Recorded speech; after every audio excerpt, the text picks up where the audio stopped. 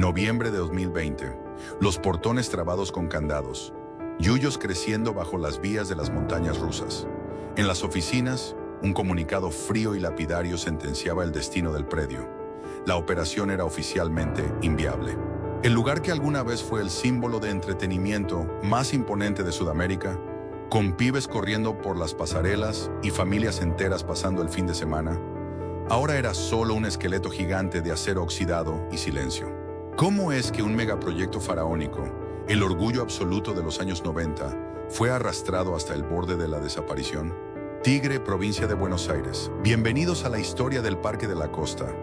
Un relato donde los sueños más ostentosos de la economía argentina chocaron de frente contra la cruda realidad de nuestras crisis cíclicas. Para entender la magnitud de la caída, primero hay que comprender la desmesura del sueño. Nos ubicamos en la Argentina de la década de 1990, un país atravesado por una transformación económica radical que alteraría durante una década entera la percepción de la realidad de sus ciudadanos. Era la era de la convertibilidad, la ley que ató por decreto el valor del peso argentino al dólar estadounidense. Un peso, un dólar. Bajo este esquema impulsado por el gobierno de Carlos Menem, la inflación hiperbólica de los años 80 fue aplastada, dando paso a una ilusión colectiva de estabilidad y riqueza de primer mundo. Las calles de Buenos Aires y sus alrededores se llenaron de bienes importados. Las familias de clase media viajaban al exterior como nunca antes. Y el consumo estalló impulsado por un acceso al crédito que parecía inagotable. En este clima de euforia financiera, donde el dinero extranjero fluía hacia el país sin aparentes restricciones, las corporaciones comenzaron a proyectar obras monumentales. Se construyeron grandes shoppings, autopistas y torres de lujo. Todo parecía posible y el futuro se dibujaba sobre una hoja de ruta donde el crecimiento no tenía techo. Es exactamente en este contexto de espejismo económico donde entra en escena Sociedad Comercial del Plata, SCP, un poderoso holding empresarial argentino fundado en 1927 y liderado en los años 90 por el influyente empresario Santiago Soldati. El conglomerado, que tenía intereses en sectores clave como el petróleo, la construcción, la energía y las telecomunicaciones, puso sus ojos en un proyecto ambicioso, diferente a todo lo que habían hecho antes, el negocio del entretenimiento y el desarrollo inmobiliario a gran escala. La chispa original no fue un parque de diversiones, sino un tren. Desde la década de 1960, el histórico ramal del ferrocarril Mitre, que conectaba las estaciones de Bartolomé Mitre, en el partido de Vicente López, con el delta de Tigre, había sido clausurado. Las vías estaban abandonadas, cubiertas por la maleza, y las viejas estaciones de estilo inglés se encontraban en ruinas. En 1993, aprovechando la ola de privatizaciones y concesiones del Estado, Sociedad Comercial del Plata ganó la licitación para recuperar ese trazado de 15 kilómetros bordeando la costa del Río de la Plata. Pero Soldati no quería simplemente reactivar un tren de pasajeros regular. Su visión era mucho más grandilocuente. Quería construir el Tren de la Costa, un ferrocarril turístico de vanguardia, ecológico, con formaciones modernas importadas de España. Cada una de las 11 estaciones a lo largo del recorrido sería transformada en un exclusivo centro comercial, con cines, restaurantes de lujo, ferias de antigüedades y paseos de compras. Era una apuesta al ocio de la clase media y alta que habitaba la zona norte del Gran Buenos Aires. Sin embargo, para que esta gigantesca inversión en infraestructura de transporte fuera rentable, el tren necesitaba un destino final que funcionara como un imán irresistible. No bastaba con dejar a los pasajeros en el puerto de Frutos de Tigre. Se necesitaba un ancla colosal en la última parada, la estación Delta. Una atracción de proporciones internacionales que obligara a miles de personas a tomar el tren todos los fines de semana. Así, sobre un terreno de 14 hectáreas ubicado estratégicamente entre la desembocadura de los ríos Luján y Tigre, comenzó a gestarse el Parque de la Costa. El diseño no escatimó en absolutamente nada. La directiva era clara: construir el complejo de entretenimiento más espectacular y moderno de Sudamérica.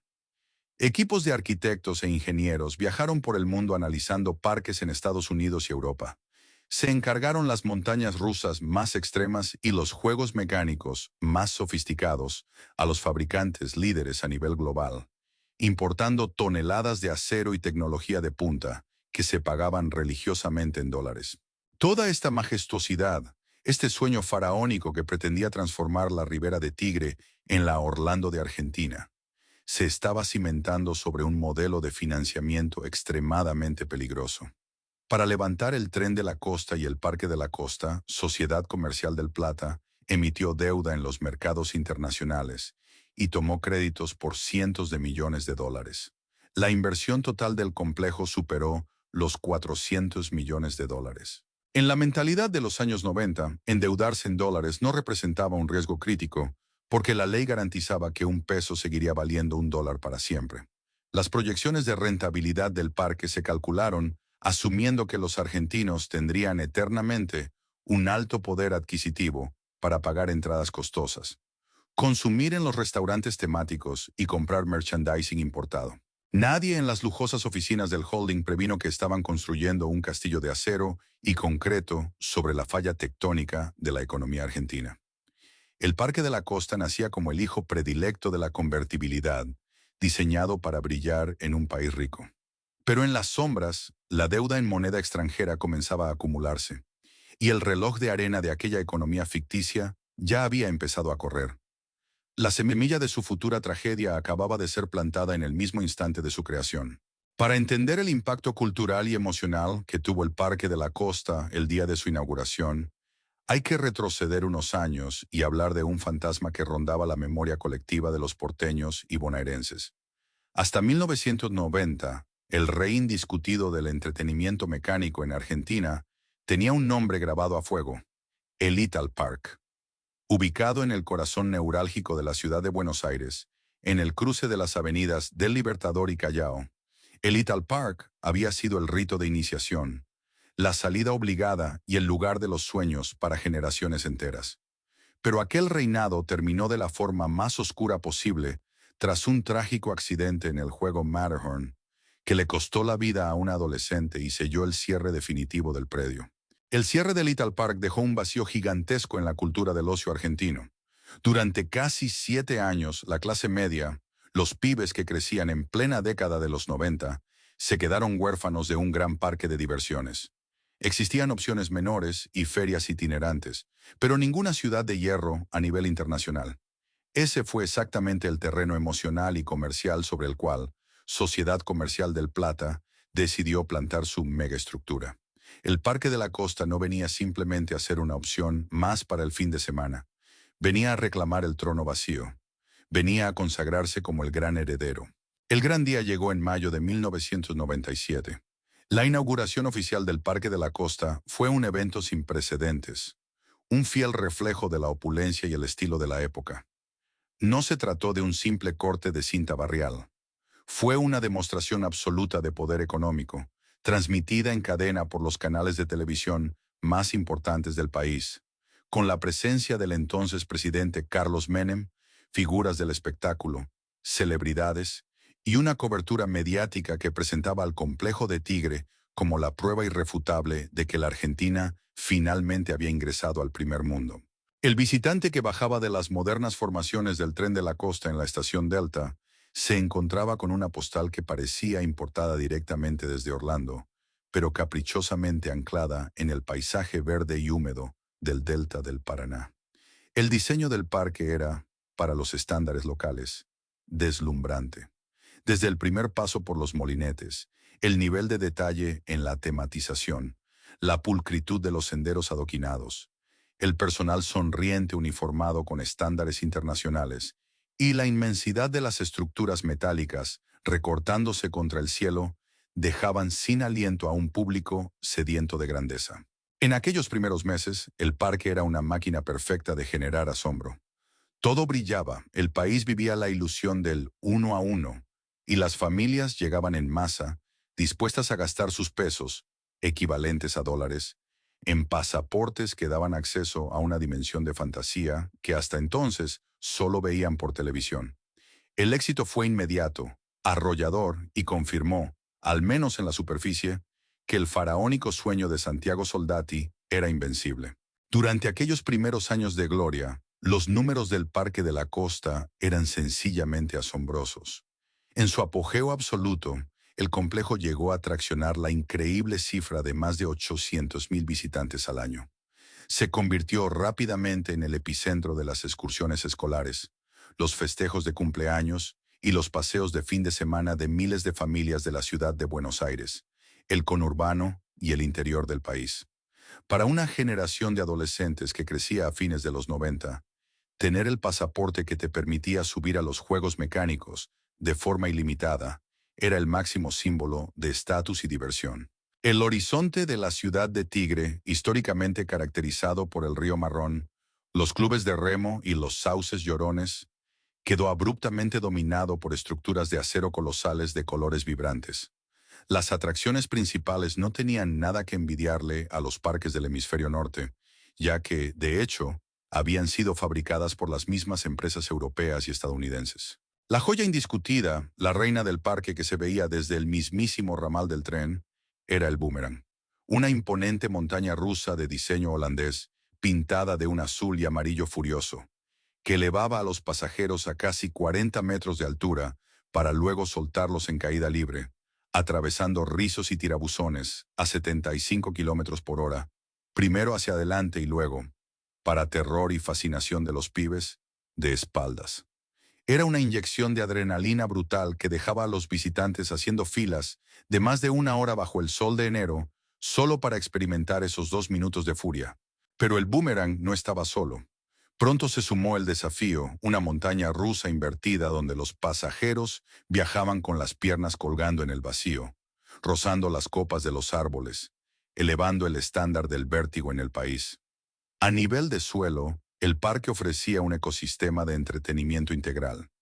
Había un inmenso lago central donde, al caer la tarde, se desarrollaba un espectáculo audiovisual que culminaba con la erupción de un volcán artificial, escupiendo fuego real y fuegos artificiales que se reflejaban en el agua. Había shows de láser, teatros con producciones musicales al estilo Broadway, catamaranes que recorrían el delta y una plaza de comidas que siempre estaba abarrotada, oliendo a panchos, hamburguesas y algodón de azúcar.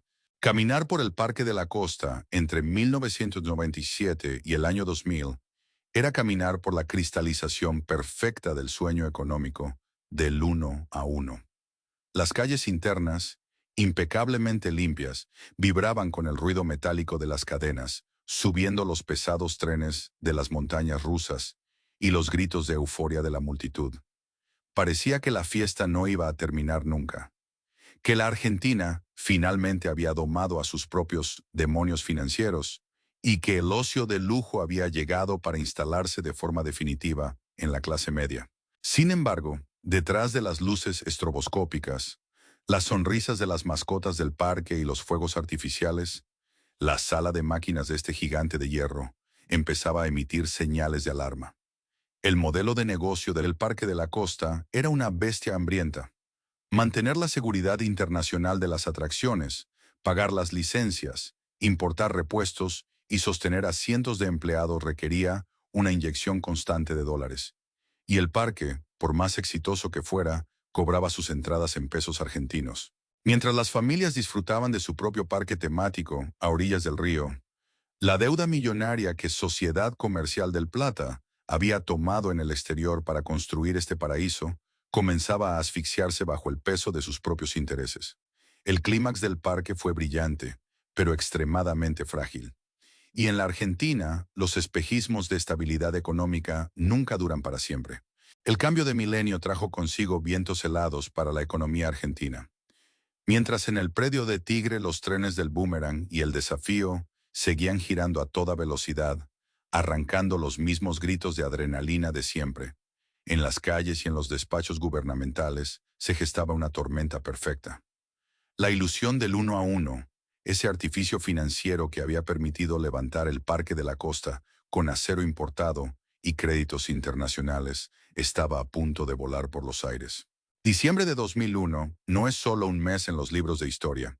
Es una cicatriz profunda en la memoria de todos los argentinos. Fue el momento exacto en que la fantasía del primer mundo colisionó de frente contra la realidad de un país quebrado. Las imágenes de aquellos días son imborrables. Los cacerolazos ensordecedores en las esquinas porteñas. Los bancos blindados con chapas para contener la furia de los ahorristas atrapados en el corralito.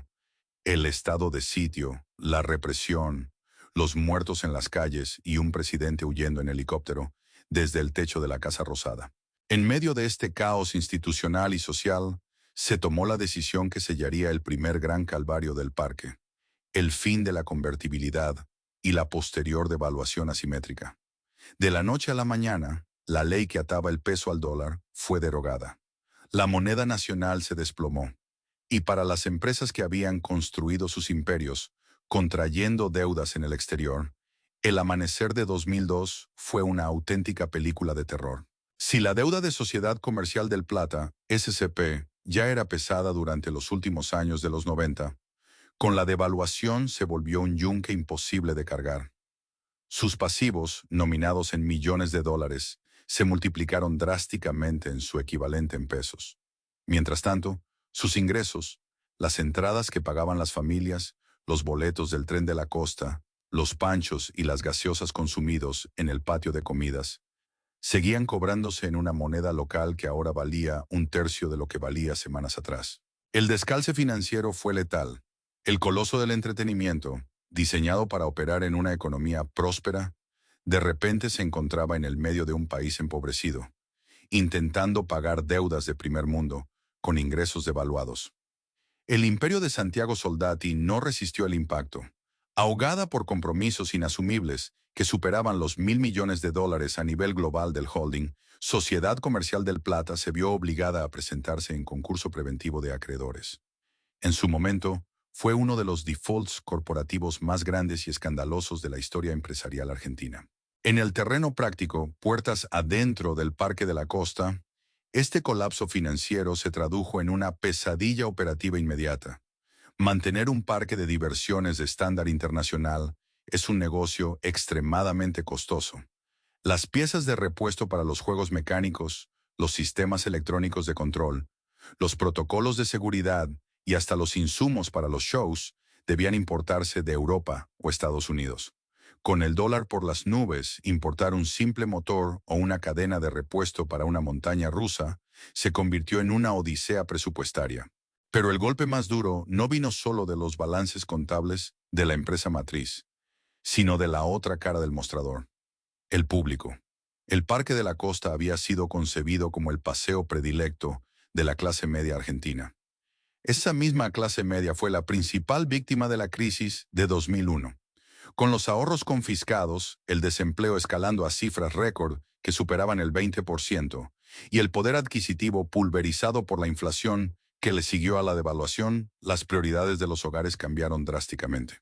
De repente, pagar un pasaporte para ir a dar vueltas en una montaña rusa o comprar una foto de recuerdo en el Saltos del Delta pasó de ser el clásico plan del fin de semana a convertirse en un lujo inalcanzable. Las excursiones escolares, que durante los 90 garantizaban micros y micros llenos de pibes de todas las provincias llegando a Tigre de lunes a viernes, se redujeron a su mínima expresión. Los laburantes, que antes gastaban sin mirar, ahora contaban las monedas para llegar a fin de mes, priorizando la comida y los servicios básicos por encima de cualquier forma de entretenimiento mecánico. El contraste era desolador. Las inmensas estructuras de hierro de colores brillantes, que simbolizaban la fiesta de una década de derroche, ahora se erguían frente a un país que lloraba en las calles. El parque no cerró sus puertas en ese momento. Logró sobrevivir al estallido gracias a un esfuerzo monumental de reestructuración y recortes. Sin embargo, algo se había roto para siempre. El sueño faraónico había terminado. A partir de ese momento, el Parque de la Costa dejaría de ser la niña mimada de una corporación expansiva para convertirse en una carga financiera. Había sobrevivido al primer gran golpe, al abismo del 2001, pero entraba en una nueva y prolongada etapa. Una era marcada por la falta de inversión, los presupuestos ajustados y una decadencia lenta, silenciosa e implacable, que comenzaría a comerse el brillo de sus atracciones año tras año, óxido tras óxido. Sobrevivir a un infarto no significa recuperar la salud. Después del estallido social y económico de 2001, el Parque de la Costa logró mantenerse en pie, pero el precio de esa supervivencia fue altísimo. Atrás habían quedado los tiempos de los presupuestos ilimitados, las importaciones faraónicas y la fantasía del primer mundo. Lo que siguió durante la primera década de los 2000 y gran parte de la década de 2010 fue un proceso mucho más cruel y menos espectacular que una quiebra repentina, una decadencia silenciosa. Para Sociedad Comercial del Plata, atrapada en un complejo concurso preventivo de acreedores que duraría años y lidiando con un rojo financiero colosal, el parque temático dejó de ser la joya de la corona. Se convirtió, a los ojos del directorio corporativo, en un activo problemático. Un gigante de acero traga billetes que requería un mantenimiento constante en dólares, en un país donde la inflación volvía a instalarse poco a poco como una enfermedad crónica. Los visitantes que regresaban al predio de Tigre en aquellos años comenzaron a notar los primeros síntomas de este abandono progresivo. Al principio eran detalles sutiles, cosas que la vista podía pasar por alto si la adrenalina acompañaba. Pero con el paso del tiempo, el deterioro se volvió innegable. La pintura vibrante del boomerang y del desafío empezó a descascararse y a perder brillo bajo el duro sol del verano y la implacable humedad del delta. Los efectos especiales del show de aguas danzantes y el icónico volcán central, que antes maravillaban a multitudes al caer la noche, comenzaron a fallar con frecuencia o fueron directamente suspendidos de la programación para ahorrar costos operativos. Los juegos mecánicos, aquellas maravillas tecnológicas traídas de Europa, que alguna vez fueron el orgullo del país, empezaron a verse irremediablemente avejentados. En la industria mundial de los parques de diversiones, la regla de oro para mantener el flujo constante de público y retener el interés es la renovación periódica. Inaugurar una gran atracción cada 2 o 3 años. Sin embargo, en el Parque de la Costa, el tiempo pareció congelarse trágicamente en 1997. Las estructuras principales eran exactamente las mismas. No había capital para grandes novedades ni para expandir la oferta. El dinero apenas alcanzaba para cubrir los repuestos importados del mantenimiento preventivo obligatorio y para pagar los sueldos de una plantilla laboral que vivía en constante incertidumbre.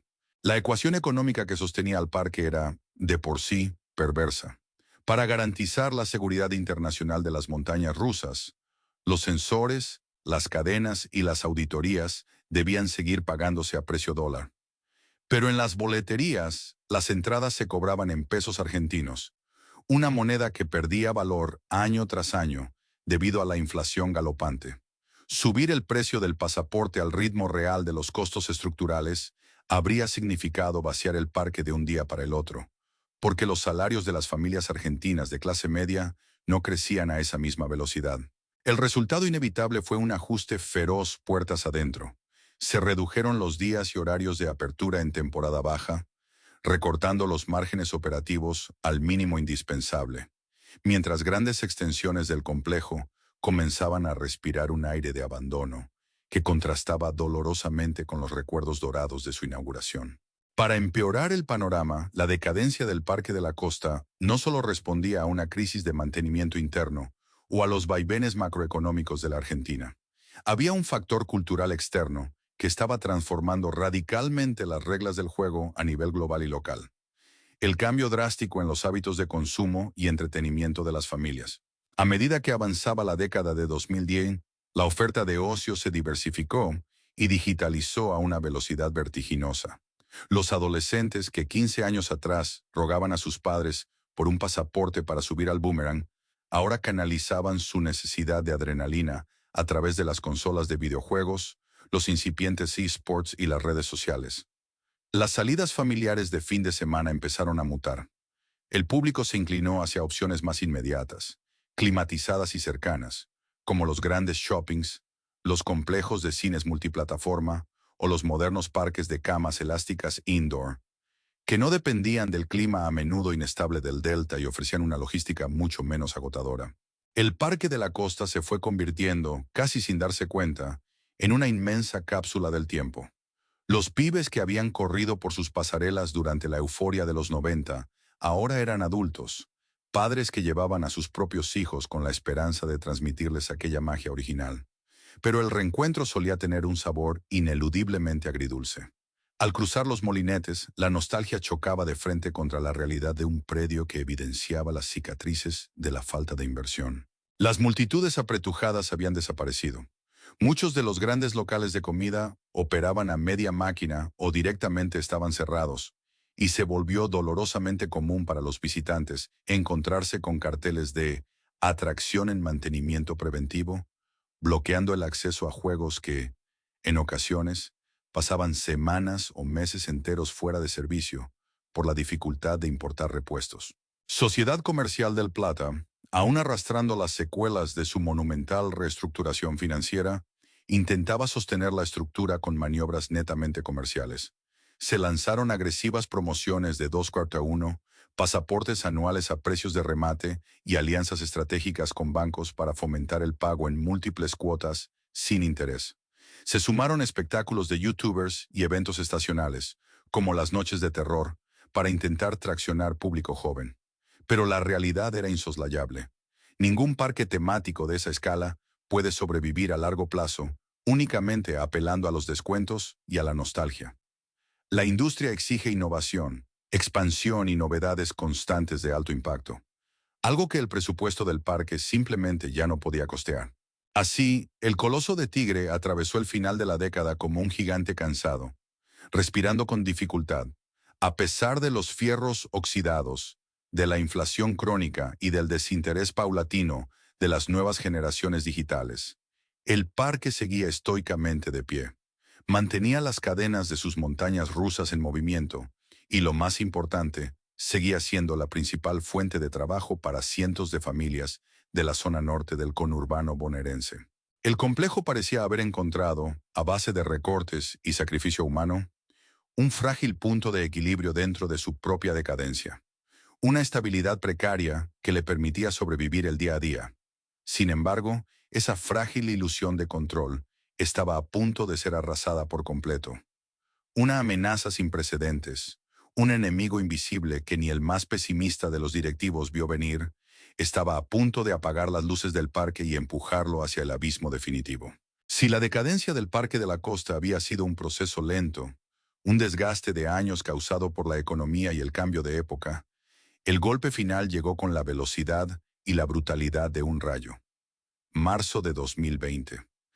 La temporada de verano llegaba a su fin, y el parque, con su habitual respiración agitada, se preparaba para encarar los meses de temporada baja. Sin embargo, los planes de contingencia, las planillas de Excel y cualquier proyección financiera quedaron pulverizados en cuestión de días. El 20 de marzo, el gobierno argentino decretó el aislamiento social, preventivo y obligatorio ASPO a raíz de la pandemia global de COVID-19. El país entero se paralizó. Las calles de Tigre, habitualmente colapsadas de tránsito, turistas y familias paseando por la ribera los fines de semana, quedaron absolutamente desiertas. Y en el predio de 14 hectáreas, las boleterías bajaron sus persianas de chapa con un estruendo que, para muchos, sonó a una sentencia definitiva. Para cualquier empresa, la cuarentena estricta representó un desafío monumental. Pero para la industria del entretenimiento presencial masivo, fue directamente una condena a muerte. Un parque de diversiones no puede reconvertirse. No puede vender adrenalina por delivery ni ofrecer la experiencia de una montaña rusa a través de una pantalla. El modelo de negocio del Parque de la Costa dependía al 100% de que miles de personas cruzaran sus molinetes físicos, pagaran un pasaporte y consumieran dentro del predio. De un segundo para el otro, la facturación del gigante de hierro cayó, literalmente, a cero. El silencio que se apoderó del parque era ensordecedor. Las gigantescas estructuras del Boomerang y el Desafío, que durante 23 años no habían parado de rugir, quedaron inmóviles, recortándose contra el cielo otoñal como esqueletos prehistóricos. Los 500 trabajadores directos del complejo, desde maquinistas y técnicos de mantenimiento, hasta actores, cajeros y personal de limpieza, fueron enviados a sus casas, envueltos en la angustia y la incertidumbre de no saber cuándo, o si alguna vez, volverían a sus puestos. Pero el verdadero drama se estaba gestando en las oficinas contables. Un parque de diversiones cerrado no es un predio que simplemente se apaga y deja de generar gastos. Es una bestia que sigue comiendo. Las montañas rusas, incluso detenidas, requieren un mantenimiento mínimo para que el óxido y el clima del delta no destruyan sus mecanismos y comprometan su integridad estructural.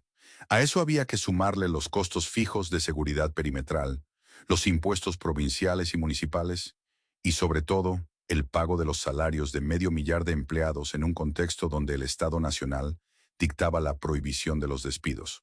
Para Sociedad Comercial del Plata, SCP, que ya venía considerando al parque como un negocio marginal y deficitario, la pandemia fue la excusa perfecta, el catalizador que aceleró una decisión que venía madurando en las sombras. Bajo la presidencia del empresario Ignacio Noel, el holding comenzó a mirar los números del Parque de la Costa con una frialdad quirúrgica. La sangría financiera era insostenible. Mientras los meses de cuarentena se extendían y el gobierno prorrogaba las restricciones sin una fecha clara de reapertura para los eventos masivos, la corporación llegó a una conclusión implacable. Ya no se trataba de ver cómo sobrevivir hasta el verano siguiente.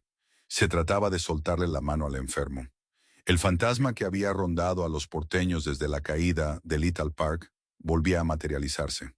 El orgullo de los años 90 estaba a un paso de ser desconectado. Noviembre de 2020 marcó el punto de no retorno. La noticia que se venía susurrando con terror en los grupos de WhatsApp de los empleados y en los pasillos de la Municipalidad de Tigre, finalmente saltó a los medios de comunicación nacionales. Sociedad Comercial del Plata, a través de su directorio, filtró una conclusión que cayó como una bomba de tiempo sobre la mesa de negociaciones. Bajo las condiciones actuales, la continuidad del Parque de la Costa era financieramente inviable. Esa única palabra, inviable, fría, técnica y lapidaria, resumía la tragedia de un modelo de negocios que había quedado completamente acorralado. La empresa matriz dejó en claro que no estaba dispuesta a seguir inyectando capital a pérdida para sostener una estructura inmensa de 14 hectáreas que, con las puertas cerradas y sin fecha de reapertura a la vista, se había convertido en un agujero negro de recursos. El holding ya no quería saber nada con el rubro del entretenimiento. Su objetivo era desprenderse del activo, y si no aparecía un comprador pronto, la liquidación y el cierre definitivo parecían ser el único camino legal y contable posible. Mientras tanto, la fisonomía del predio comenzaba a reflejar este abandono institucional. La naturaleza del delta es agresiva, y sin el ejército diario de mantenimiento, el parque empezó a ser devorado por su entorno. Los yuyos crecían altos entre los durmientes de las vías, el musgo comenzaba a trepar por las bases de concreto de los juegos, y el óxido aceleraba su trabajo sobre el acero de las montañas rusas. La postal era de un pesimismo absoluto. El lugar que había sido diseñado para albergar los gritos de euforia de miles de pibes y familias, ahora era un inmenso cementerio de hierro bañado por el silencio opresivo de la cuarentena. Para la sociedad argentina, la noticia del inminente cierre definitivo revivió un trauma cultural profundo. De repente, el fantasma de Little Park volvió a sobrevolar la memoria colectiva. ¿Iba la Argentina a perder, por segunda vez en su historia, a su parque de diversiones más emblemático? Las redes sociales se llenaron de mensajes de nostalgia, de fotos pixeladas de los años 90 y de lamentos por la pérdida de un espacio que, a pesar de su decadencia, seguía siendo un ícono ineludible del Gran Buenos Aires. Pero para los 500 trabajadores directos del parque, no había tiempo para la nostalgia ni para el romanticismo de las redes. Para ellos, la declaración de inviabilidad significaba enfrentarse al abismo del desempleo en medio de la peor crisis sanitaria y económica del siglo.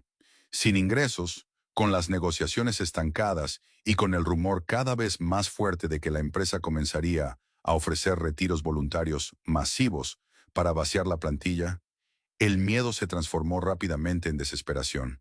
El Parque de la Costa estaba a punto de morir, y quienes le habían dado vida durante más de 2 décadas se preparaban para librar la batalla más dura de todas. La lucha por la supervivencia en el borde mismo del precipicio. La palabra inviable no es solo un término contable. Cuando se pronuncia en medio de una crisis, es una guillotina.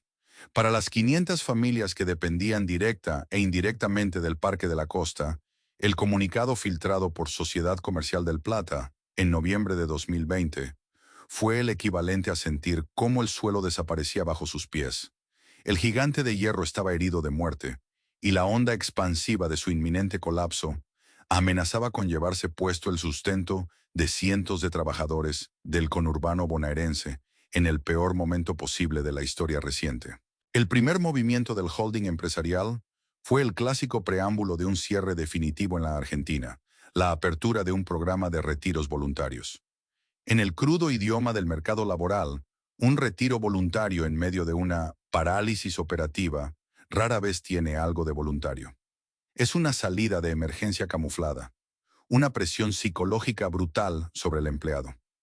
La empresa ofrecía una suma de dinero a cambio de la renuncia, y el dilema que se planteó en los hogares de los trabajadores fue desgarrador. Por un lado, aceptar el dinero significaba quedarse en la calle, sin ingresos fijos, en un país con la economía bloqueada por la cuarentena y con una inflación que empezaba a comerse rápidamente cualquier indemnización en pesos. Por el otro lado, rechazar el retiro voluntario implicaba aferrarse a un barco que se hundía, con el riesgo real de que el parque terminara en una quiebra formal, quiebra decretada, y los trabajadores se quedaran sin trabajo y sin cobrar un solo peso durante años de litigios judiciales. Detrás de los fríos números de la plantilla laboral, había historias de vida profundamente entrelazadas con el predio. No eran empleados golondrina. Muchos de los técnicos de mantenimiento, maquinistas, boleteros y actores que encarnaban a las mascotas del parque, llevaban allí más de 20 años. Habían entrado a trabajar en 1997, cuando el parque brillaba con la ilusión de la convertibilidad, y habían puesto el cuerpo durante la crisis del 2001 y la posterior decadencia silenciosa. Conocían cada engranaje del boomerang, cada cable del desafío y cada grieta en el asfalto. Para ellos, ver cómo los yuyos comenzaban a tapar las vías y el óxido ganaba terreno era como presenciar la agonía de un familiar. Frente a la desesperación, el miedo se transformó en organización. Los trabajadores del Parque de la Costa decidieron llevar su lucha a la calle.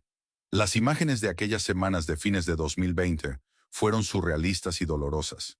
Quienes antes se ponían uniformes coloridos para vender ilusión y sonrisas, ahora marchaban con bombos, banderas y barbijos por las calles de Tigre. Protestaron frente a las puertas cerradas del parque, cortaron avenidas e hicieron asambleas en la estación de trenes. El reclamo era uno solo, desesperado y urgente: la preservación de los 500 puestos de trabajo.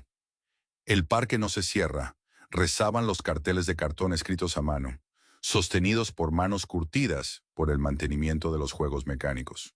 Pero el drama del Parque de la Costa no solo involucraba a sus empleados.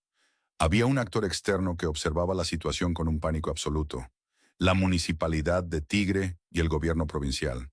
Si Sociedad Comercial del Plata bajaba la persiana definitivamente y abandonaba el predio, el problema excedía lo laboral y se convertía en una pesadilla urbana y ambiental de proporciones catastróficas. 14 hectáreas en la desembocadura de los ríos Tigre y Luján, en una de las zonas inmobiliarias y turísticas más valiosas del norte de Buenos Aires, estaban a punto de convertirse en un inmenso cementerio de chatarra. La experiencia argentina con los parques de diversiones abandonados es traumática. El Ital Park dejó un lote vacío y sombrío en pleno Recoleta durante años, pero el verdadero fantasma que aterrorizaba a las autoridades era el de Interama, luego Parque de la Ciudad, en Villa Soldati. Un predio monumental que, tras su cierre y mala gestión, se transformó en un gigantesco esqueleto oxidado, un foco de abandono y un recordatorio perpetuo del fracaso. Las autoridades locales, encabezadas por el intendente Julio Zamora, sabían que un parque de la costa abandonado arruinaría el paisaje costero de Tigre. Las montañas rusas, sin mantenimiento, se volverían estructuras peligrosas. El lago central se estancaría. El impacto negativo sobre el turismo de la zona, los restaurantes aledaños y el comercio local, que ya estaban devastados por la pandemia, sería irrecuperable. No podían permitir que el corazón recreativo del municipio se transformara en una ruina postapocalíptica. La presión política comenzó a escalar. El Estado, tanto a nivel provincial como municipal, intervino para sentar a las partes en una mesa de negociación. Sin embargo, la postura del grupo liderado por Ignacio Noel era inflexible. Sociedad Comercial del Plata no pondría un peso más en el negocio del entretenimiento.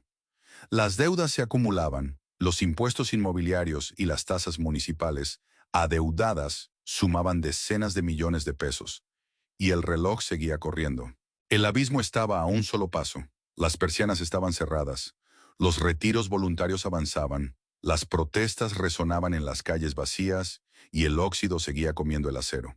Para salvar al último gran parque de diversiones de la Argentina, se necesitaba un milagro financiero, una intervención estatal y, sobre todo, un comprador dispuesto a asumir el riesgo de revivir a un gigante en coma. Diciembre de 2020. El verano se acercaba, la temporada alta histórica del rubro del entretenimiento estaba a la vuelta de la esquina, pero sobre el delta de Tigre solo sobrevolaba un aire de funeral. El reloj corría con una crueldad insoportable.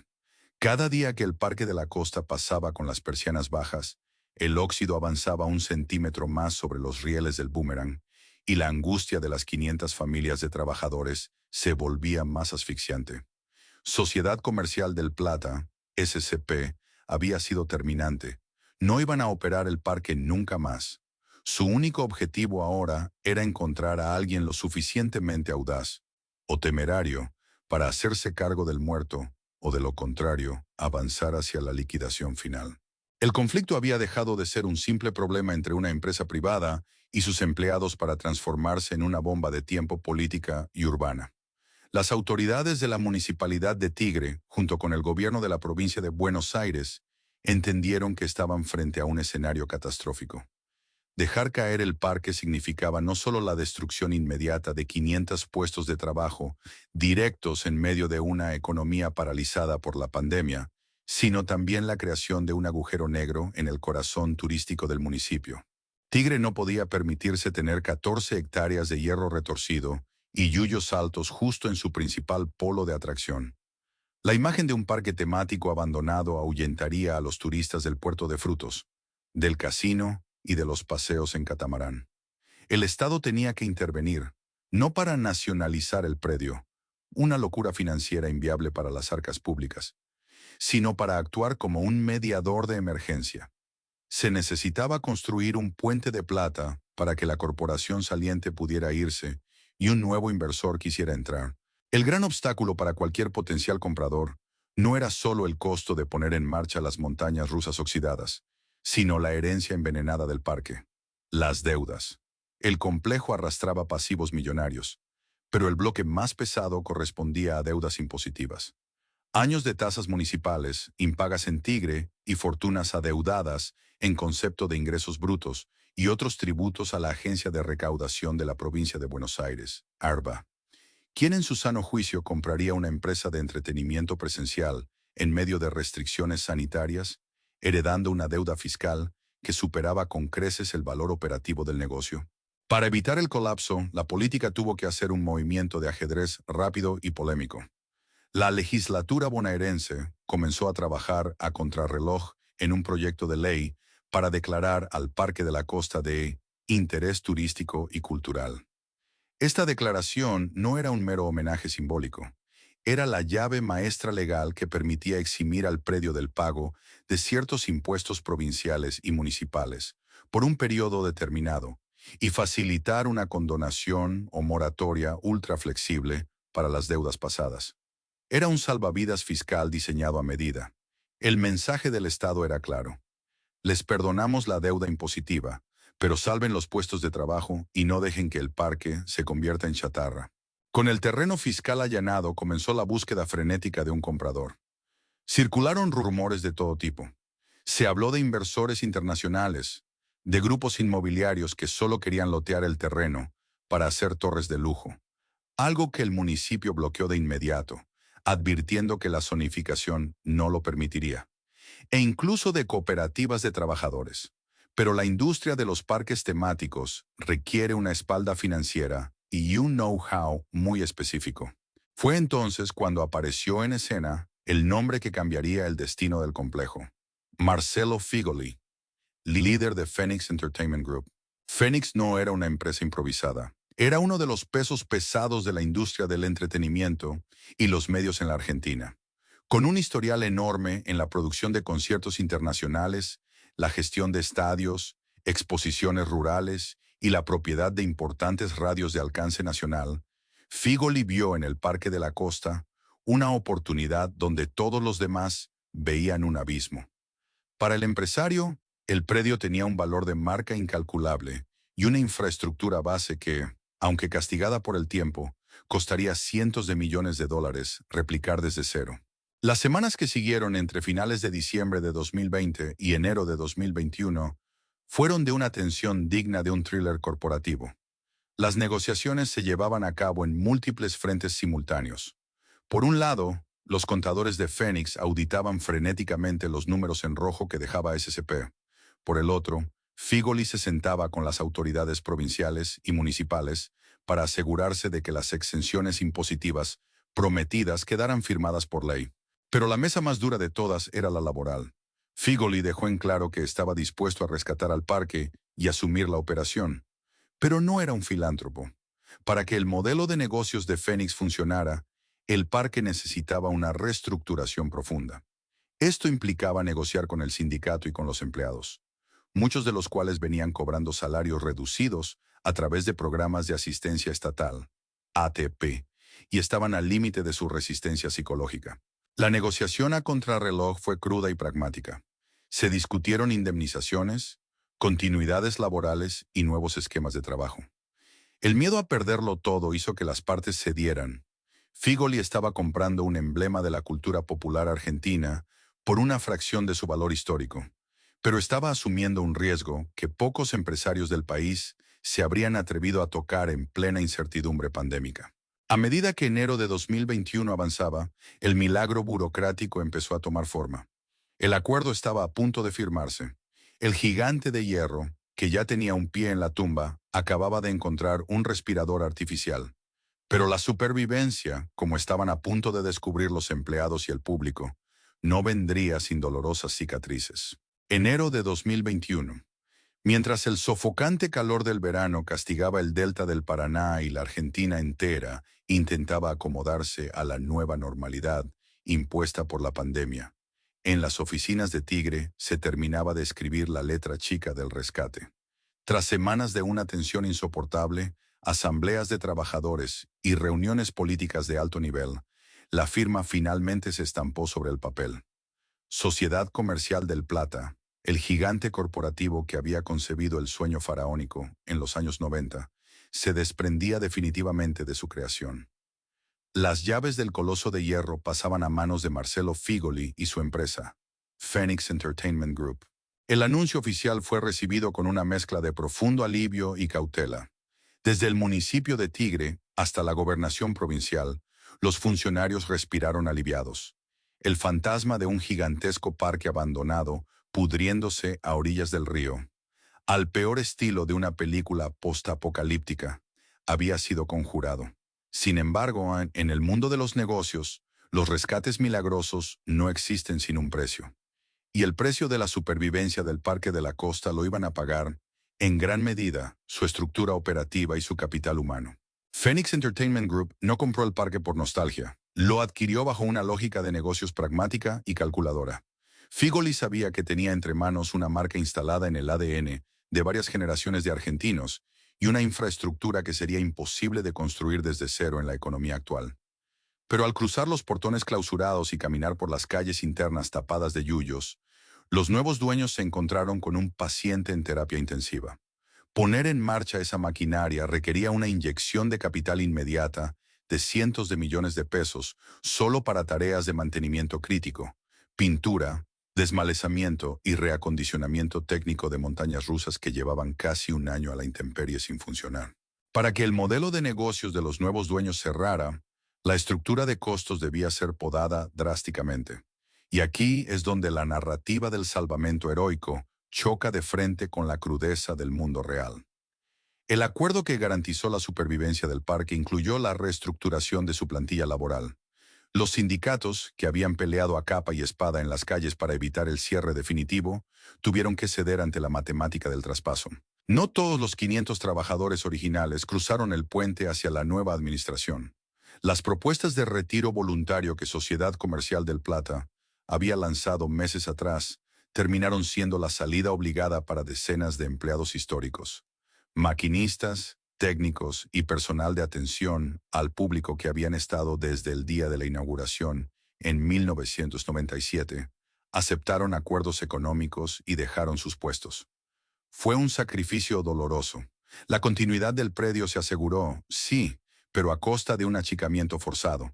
Para que el corazón del parque volviera a latir, fue necesario amputar parte de su historia humana. El proceso de transición durante febrero de 2021 fue frenético. Mientras los abogados terminaban de acomodar los beneficios fiscales y las exenciones impositivas otorgadas por el Estado como condición para el rescate, adentro del parque se libraba una carrera contra el reloj. Los técnicos locales, muchos de ellos conservando sus empleos bajo la nueva gestión, trabajaron de sol a sol revisando cada sensor, cada cadena de tracción y cada freno magnético. No había margen para el error. El mayor temor de cualquier operador de parques de diversiones es un accidente tras una larga inactividad. Un miedo que en la Argentina siempre está íntimamente ligado al trágico final de Little Park. Se invirtieron fortunas en certificar la seguridad del Boomerang y el Desafío, en restaurar la red eléctrica y en limpiar el abandono de los senderos. El traspaso había concluido. El Parque de la Costa había sobrevivido a la crisis económica del 2001, a su propia decadencia silenciosa y a la condena a muerte de la pandemia de 2020. Pero el parque que estaba a punto de reabrir sus puertas ya no era el mismo. El sueño de los 90, aquel capricho de primer mundo financiado con deuda externa, había muerto para siempre. El gigante de hierro que emergía ahora de sus propias cenizas era un sobreviviente curtido, adaptado a una economía magullada y gestionado bajo el ojo implacable de la realidad. Marzo de 2021. Tigre. Las persianas de chapa de las boleterías, que apenas unos meses atrás parecían selladas para siempre, volvieron a levantarse. No hubo transmisiones en cadena nacional, ni presidentes cortando cintas, ni el glamour excesivo y farandulero de 1997. Fue una reapertura marcada por la cautela, los barbijos, los dispensadores de alcohol en gel y los aforos limitados por los coletazos de una pandemia que aún no terminaba de irse. Pero cuando el primer tren del Boomerang escaló su torre de acero y el ruido ensordecedor de las cadenas pesadas volvió a rebotar contra las aguas marrones del río Luján, la ciudad de Tigre entera exhaló un suspiro de alivio monumental. El gigante de hierro volvía a latir. Para los vecinos de la zona norte y para las familias de todo el conurbano bonaerense y la capital, volver a cruzar esos molinetes fue una experiencia profundamente emotiva. El fantasma del abandono había estado demasiado cerca. Ver los juegos mecánicos girando nuevamente, escuchar los alaridos cayendo desde las alturas y oler otra vez el algodón de azúcar en los pasillos, era la prueba tangible de que, por una vez en la historia argentina reciente, un ícono del entretenimiento popular le había ganado la pulseada a la quiebra definitiva y a la desidia. No se había convertido en un nuevo Ital Park ni en otro Interama abandonado. Quienes volvían a caminar por los senderos adoquinados en aquellos primeros fines de semana de reapertura ya no eran aquellos adolescentes despreocupados de los años 90. Ahora eran adultos, laburantes, padres y madres de familia que llevaban a sus propios hijos de la mano. Querían transmitirles un pedazo de su propia historia, regalarles la misma inyección de adrenalina que ellos habían sentido hace más de 2 décadas al subirse por primera vez a El Desafío o a los Saltos del Delta. Sin embargo, en ese choque generacional íntimo, la nostalgia se encontró de frente con la implacable realidad de los fierros. Por más esfuerzo, horas de hidrolavadoras y litros de pintura fresca que la nueva gestión de Phoenix Entertainment Group hubiera invertido en tiempo récord para maquillar el predio, las cicatrices del tiempo eran inocultables. El parque respiraba, sí, pero los pulmones eran viejos. Las atracciones principales, los grandes monstruos de metal, seguían siendo exactamente los mismos que se habían comprado con dólares baratos en la era del 1 a 1. No había grandes innovaciones tecnológicas inmersivas, ni montañas rusas de última generación, ni animatrónicos modernos. El Parque de la Costa que reabría en 2021 era un acto de resistencia. Un lugar digno, limpio y seguro, pero despojado para siempre de aquella arrogancia faraónica que pretendía imitar a los parques de Orlando. Para sostener económicamente este renacer, Marcelo Figoli y su equipo directivo sabían perfectamente que la nostalgia no pagaba las quincenas de los empleados, ni los costosos repuestos importados. Había que ser pragmáticos, rápidos y rentables. La estrategia de supervivencia se apoyó fuertemente en diversificar la oferta comercial. Se le dio un impulso brutal a Aquafan, el parque acuático anexo que, si bien había sido inaugurado unos años antes, ahora se convertía en el verdadero salvavidas financiero durante los asfixiantes meses de verano. Con sus toboganes vertiginosos y su enorme pileta de olas, Aquafan traccionaba a un público más joven que buscaba alivio inmediato al calor porteño, compensando estratégicamente la baja rentabilidad de los fierros mecánicos durante enero y febrero. Además, el modelo de negocios tuvo que mutar, apalancándose en la experiencia histórica de los nuevos dueños. Phoenix, con su ADN puro de productora de recitales y espectáculos masivos, entendió que el predio de 14 hectáreas no solo debía vender vueltas en montaña rusa, sino transformarse en un polo de eventos. Las instalaciones comenzaron a albergar festivales, noches de música urbana, shows de freestyle, fiestas temáticas y competencias de esports. El parque, envejecido en su hardware, tuvo que aprender a la fuerza a hablar el idioma de los pibes de la era de TikTok y Twitch, dejando atrás el viejo libreto analógico de los años 90. Volver a respirar no fue un proceso mágico ni exento de dolores. El complejo de Tigre tuvo que aprender a convivir con una economía argentina que seguía siendo implacable, lidiando con paritarias, una inflación que carcomía sin piedad el bolsillo de las familias, y el desafío técnico constante de mantener operativa una maquinaria anticuada sin el presupuesto de las grandes multinacionales del entretenimiento. Pero a pesar de todas las adversidades, de los parches, de los ajustes de personal y de los sacrificios humanos que implicó el traspaso, el Parque de la Costa logró lo que parecía estadísticamente imposible en noviembre de 2020, gambetear al cementerio de chatarra. Las luces de la vuelta al mundo volvieron a encenderse sobre el delta, demostrando que en un país acostumbrado a los colapsos, sobrevivir con cicatrices, óxido tapado y una identidad reconfigurada es una victoria mucho más real y valiosa que vivir aferrado a una fantasía de cristal. Hoy, si uno se para en la costanera de Tigre y observa el horizonte donde el río Luján se encuentra con el delta, el Parque de la Costa sigue ahí. Sus inmensas estructuras de acero continúan recortándose contra el cielo bonaerense, desafiando la humedad, el paso de las décadas y la inestabilidad crónica de la economía argentina. Sobrevivir en este país es, en sí mismo, un acto de rebeldía. Y el Coloso de Hierro, contra todos los pronósticos de aquel fatídico noviembre de 2020, logró gambetear el destino trágico que parecía escrito en piedra. El mayor logro del Parque de la Costa no fue mantener sus montañas rusas en movimiento, sino haber evitado convertirse en un nuevo fantasma urbano. A diferencia del histórico Ital Park, que desapareció de la faz de Buenos Aires, dejando solo un vacío en la memoria, o del gigantesco Parque de la Ciudad en Villa Soldati, que durante décadas se alzó como un esqueleto oxidado y doloroso, el predio de Tigre se negó a morir. Se negó a ser un lote abandonado lleno de yuyos y fierros retorcidos. Sin embargo, el precio de esa supervivencia fue tener que sepultar para siempre el sueño de grandeza con el que había nacido. El parque de hoy es un animal completamente distinto al que deslumbró a la Argentina en 1997. Aquel delirio faraónico impulsado por la convertibilidad que pretendía instaurar un pedazo del primer mundo a orillas del Paraná con tecnología importada de última generación, dejó paso a un modelo de negocios forjado a los golpes. La administración de Phoenix Entertainment Group entendió que para mantener el corazón latiendo, la nostalgia debía combinarse con el pragmatismo extremo. El foco ya no está puesto en importar la montaña rusa más alta o más rápida del planeta, algo financieramente imposible en el contexto actual. La clave para sobrevivir al olvido y a la inflación fue la mutación. Hoy, el Parque de la Costa funciona como un polo de entretenimiento híbrido, Durante el verano, Aquafan es el verdadero motor económico que mantiene los números a flote, atrayendo a multitudes que buscan escapar del asfalto caliente del conurbano.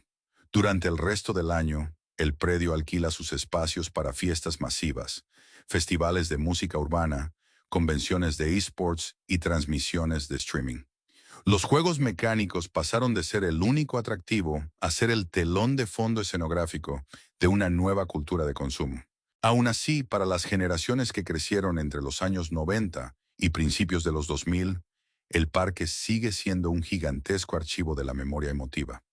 Es casi imposible encontrar a un adulto joven del Gran Buenos Aires o de la capital federal que no tenga una anécdota anclada en esas 14 hectáreas.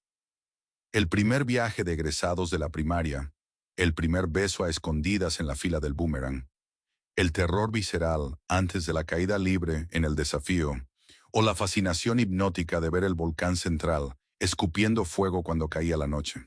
Esos recuerdos son, en definitiva, el capital más valioso que le queda al complejo. Cuando las familias cruzan los molinetes hoy, enfrentándose a atracciones que innegablemente acusan el desgaste de más de 25 años de uso, lo hacen motivadas por un instinto poderoso, el deseo de conectar su propia infancia con la de sus hijos. Saben que la pintura no brilla como antes. Saben que algunas atracciones pueden estar cerradas por un mantenimiento que cuesta horrores costear. Pero eligen ir igual, porque en el fondo, el Parque de la Costa es uno de los pocos lugares mágicos que les sobrevivió a sus propias infancias. La historia del Parque de la Costa es una lección brutal sobre la fragilidad de la industria del entretenimiento a gran escala en mercados emergentes. Demostró que no basta con una inversión inicial multimillonaria si el modelo de negocio no puede adaptarse a la pérdida de poder adquisitivo de sus visitantes.